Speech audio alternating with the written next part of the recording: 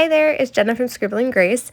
Sorry if the sound sounds a little bit different today. I'm using a different mic just so I can get this thing done. So it is what it is, but hopefully you can hear me just fine. So hi, it's been a little while, but I wanted to show you how I did this Bible journaling page the other day. So this page is inspired by the Bougainvillea plants here in Southern California.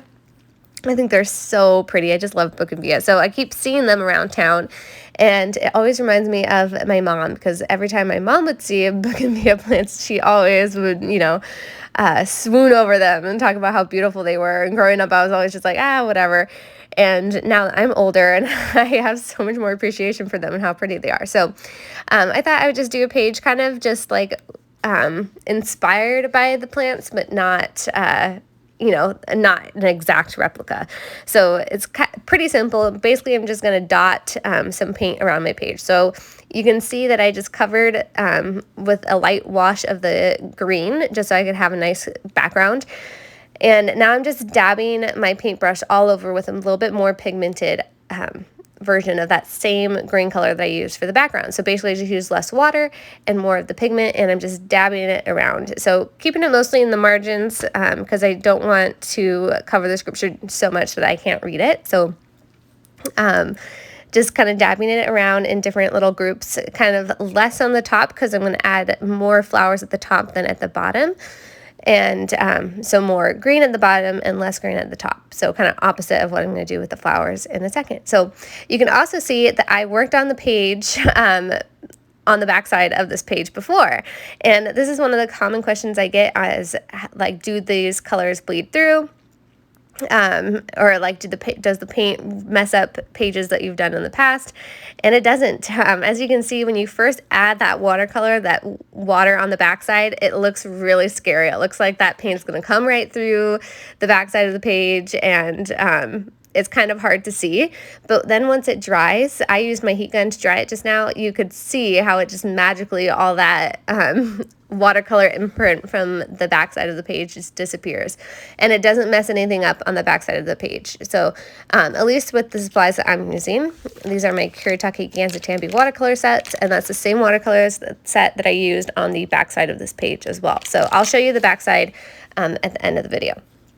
So now I'm just dabbing in my pinks and reds, just one pink color. It's actually a purple, I think, and this one's a purple, and then the other one that looks red right now in the palette is actually a bright hot pink color.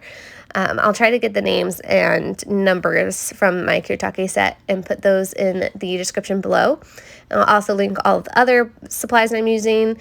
This is the NIV Journal the Word Bible that has the wide margins.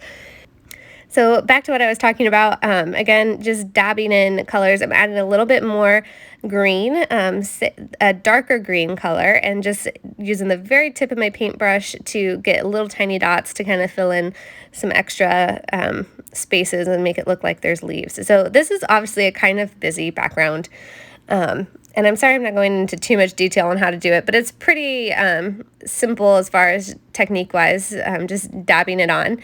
But because the background is so busy, it is kind of hard to see the writing on this page that I did with the Unibal Signo gel pen, just a white gel pen, and I went over it twice so that it stood out a little bit. But it is still hard to see, but I also don't really mind that at all. Sometimes the lettering doesn't need to be too prominent. It can just kind of be a form of worship for you. And sometimes I'll write my prayers and kind of let them be a little bit hidden too. So the verse I'm working on, by the way, is James 3, verse 17 and 18, which says, "But the wisdom that comes from heaven is first of all pure, then peace-loving, considerate, submissive, full of mercy and good fruit, impartial and sincere.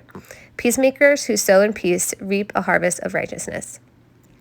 So I basically just wrote out that verse, or verse 17 in normal cursive, and that was it. So there's the backside. You can see there's no damage to it at all, and obviously no damage to the page that I just did as well. So they turned out just perfect.